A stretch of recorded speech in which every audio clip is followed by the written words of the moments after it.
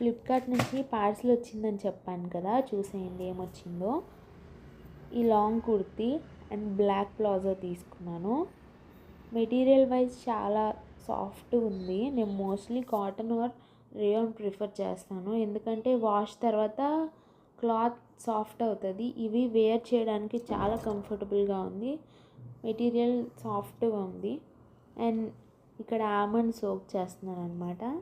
And ఇవి నేను market వెళ్ళానని చెప్పాను కదా, అక్కడ తీసుకున్నాను. చూసేయండి ఏమేమి తీసుకున్నానో, ఎంత పడిందో లాస్ట్లో చెప్తాను. ఇవి పెద్ద క్లచెస్ అనమాట. ఆరెంజ్ కలర్స్ బాగున్నాయి కదా, orange and white and green. Each one 30 rupees పడింది.